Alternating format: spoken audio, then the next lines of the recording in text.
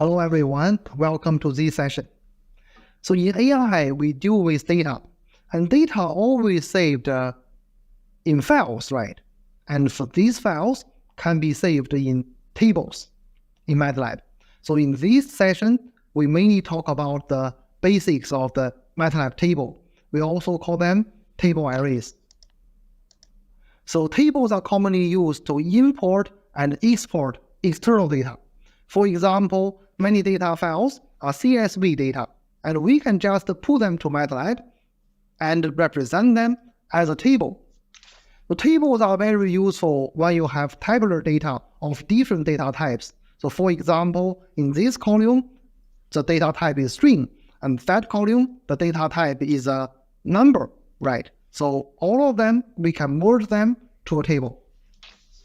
And MATLAB have built-in functions for the tabular operations, and that is this session will focus on.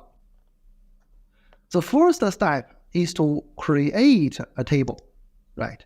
So we can say a table can be created by the table function. So this function, table, parentheses, A1, A2 to AN. So the A1 to AN are what? They are the column, the table columns, right? And the column name, is a variable name A1, variable name A2 to variable name AN. So A1 is a variable and it contains what? Contains the A1 column, a column of data, right? A2 the same, and to AN, that is the same. So let's show this by an example. So now I define the three variables. They are called name, height, weight. So in these three variables, all of them are what? Are 4x1 column data, right? The first one is a string, a Green, Smith, Sanchez, Lee, and height and weight are 4x1 numbers. Now I use the table function, table parentheses, name, height, weight. So the generated output, we call it my table. So let's see what happens. See, after executing this command, the result is my table. The data type is table. This is another type of data, 4x3 table. And we can see what is the content, the name, height, weight. So what are these? These are the variable names, right? Name, height, weight. The variable names are used as column names. And these are the contents of these three variables. So all here, right? So this is a 4x3 table is generated by the table function. Well, sometimes we don't want to use the default name, but by default, we use variable names. And sometimes we can use an optional keyword called variable names to define the name of columns as we like. So here I show an example. Again, the name, height, weight, but now I create a new table, my table 2. I still use the table function, name, height, weight. So these three dots means I change a line to input this command. I use variable names. Variable names, this is a keyword, followed by a square brackets. In the square brackets, I put three new names, right? Last name, height with a centimeter as a unit, and weight with kilogram as a unit, and we put them together with square brackets, separate them by comma. But this is a new command, right? So by running this one, we can see like this. My table 2 is generated, still 4x3 table. The table content is still the same, but you can see the name changes. It's not these variable names, but the name I defined. Last name, height, and weight, right? Okay. So now, normally one table not only have column names, it may also have row names, right? So now I want to make the Green, Smith, Sanchez, and Lee, this one as row names, not as a column of the table, as row names. So how can I do that? How can I add row names? We can see it like that. So we can use the row name argument in the table function. So this is an example. We still define the three variables, but name, this one I use it as a row name, not a column in the table. So what I do is like this.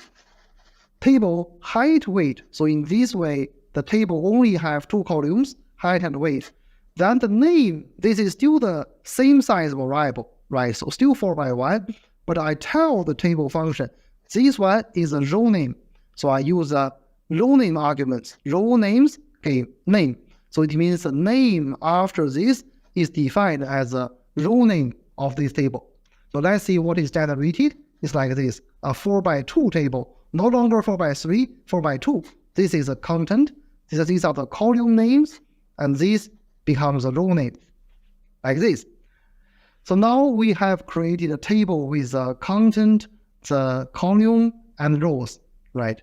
Now what we need to do next is we want to index in the table. Just like the matrix, we create a matrix, we want to index the matrix. Let's see how to index that. So if we want to index a column, this is quite straightforward. We just use dot name. So then to index that column, right? So the return data type is an array. So let's see an example. This is my table. Now I want to index the height column. What can I do? My table dot height. So the return is this. Answer, this ones. Right. Okay. So now I want to index a row. How to do that? We can use a parenthesis method, like a matrix index, right? So we can say my table brackets. We use a row name, Smith. We put Smith here. This is a string, the Smith row. Comma, colon. Colon means what? Remember the week 1 class, right? We can do all of the contents in the Smith row. So this is the output. So Smith row, the height and the weight with a column name and the row name. So remember the return one is no longer an array. This becomes a smaller table. So the data type is table, 1 by 2 table here. So also we can still use all the previous learned matrix indexing, right? So we can use a standard way, parenthesis-based matrix indexing way. So we can say, I want to get the second row, second column of this table. So let's see in this table, what is the second row and second column? This one, right? 60. Then we can say my table 2, 2, generate this one. This is a 1 by 1 table with a weight and Smith as a column name and row name. So pay attention that if we use the matrix index method for tables, the returned value is a smaller table. It's not an array anymore. So we can say this is but if we use a dot method to index a column, the return value is an array.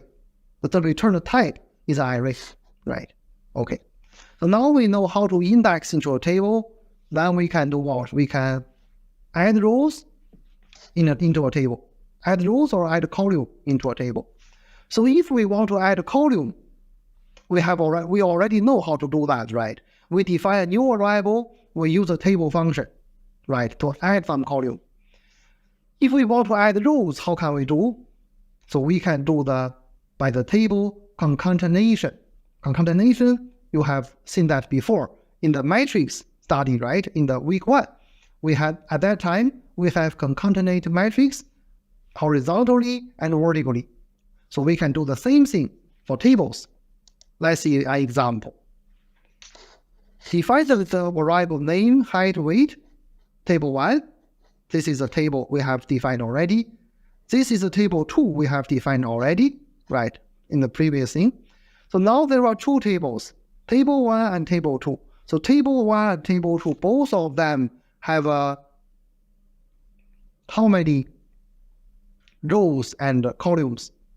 So they have a different number of rows, right? But the column number is the same, right? So then we can concatenate them vertically. So we use a semicolon, right? So we can say it's like this. So the name, height, weight, all 3 columns. This is the first table. This is the second table.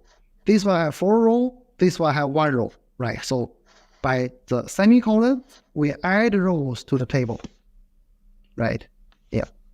So if we want to remove data from a table, what we can do, we can use the matrix way, right? So here we can see table 1, the third row become empty. So 3, column, the third row, all of them become empty. So this is the original table. So when we want to remove the third row, the syntax row, let's see what happened after using this command is here, right? The syntax row is removed. So this is a resultant table, a smaller table. 5 by 3 becomes 4 by 3 table, right? So in this class, there are more details and examples in the live script, and you can run them to make sure you understand every step of how to manipulate a table. So that's all for this session. Thank you very much. Bye-bye.